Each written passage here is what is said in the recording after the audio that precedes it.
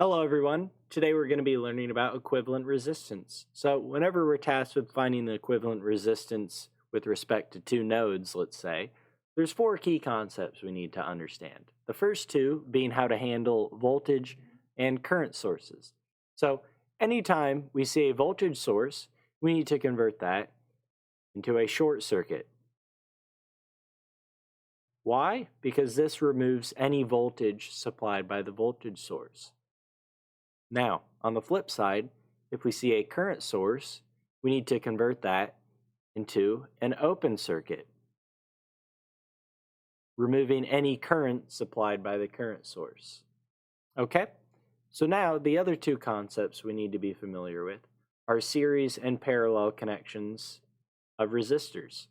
So a series connection between two resistors looks something like this, and we can tell it's series because the two resistors share only one common node. So let's say we have two resistors, R1 and R2. The equivalent series resistance of those two resistors is going to be R1 plus R2. Now, parallel is when two resistors share two common nodes. So this would be one node and this would be the other. Now, equivalent parallel resistance can be represented by either 1 over R1 plus 1 over R2, or a simpler way to represent this is R1 times R2 over R1 plus R2.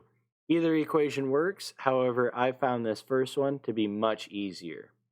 Okay, let's get into some examples. So here we're being asked to find the equivalent resistance seen by terminals A and B.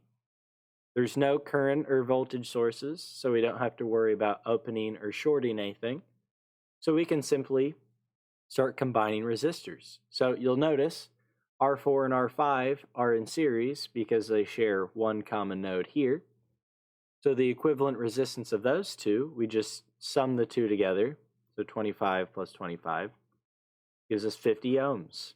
So these two combine into one 50 ohm resistor.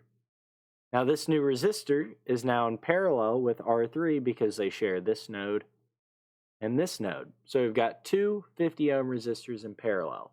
Now one trick you can take advantage of is if you have two equivalent resistors in parallel, the equivalent resistance is just half of the value.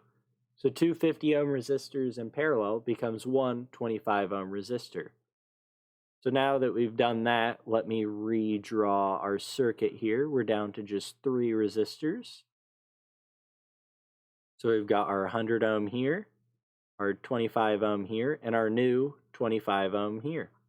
So again, we've got two equivalent resistors in parallel because they share this node and this node. So those two resistors now become one 12.5 ohm resistor. And our circuit looks something like this. So 100 ohms, 12.5. They share one common node here. So we simply add the two resistances. And we get an equivalent resistance of 112.5. All right, here's our next example. Again, find the equivalent resistance seen by terminals A and B. And this one, we have a voltage source. So we need to short this guy like so. And now we can get on with combining our resistors. So R5 and R4 are in parallel because they share this node and this node. And again, two equivalent resistors in parallel results in one resistor of half the value. So this becomes one 500 ohm resistor. Now this new resistor is in series with R6 because they share this node in common. So we add a 500 ohm to R6, which is also 500 ohms, and we get 1000 ohms. Okay? So now let me redraw this circuit here.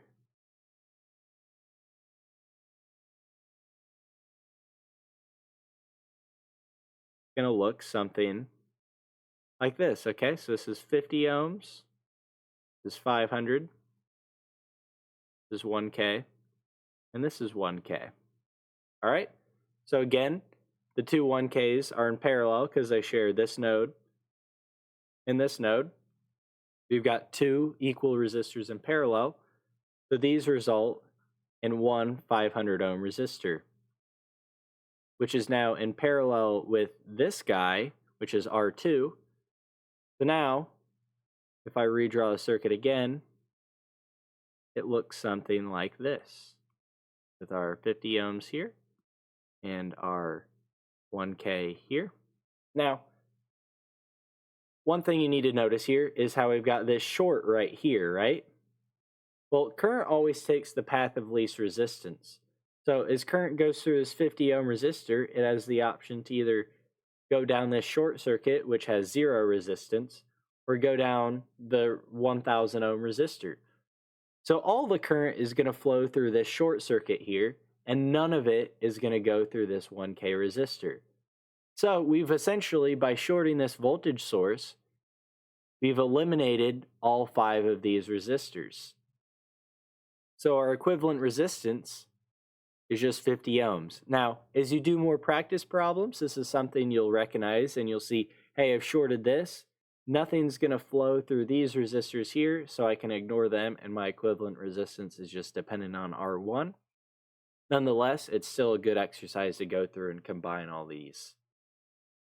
All right, one final example here. Again, find the equivalent resistance seen by terminals A, B. This one, we've got a current source, so we need to open this guy like so. And I'll redraw the circuit now that we've done that.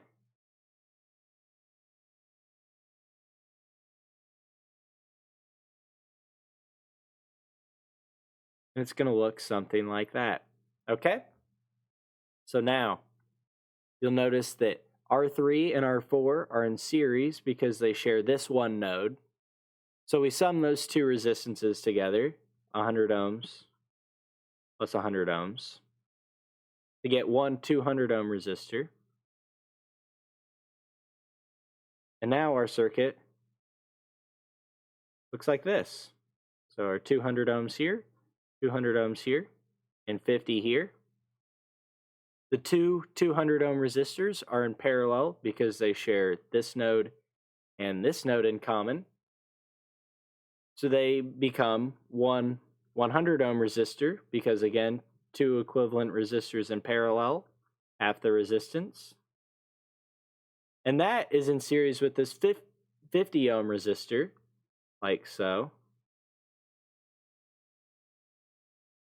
So we just simply sum the two together. We get our 100 ohms plus 50 ohms, and our equivalent resistance is 150 ohms respectively.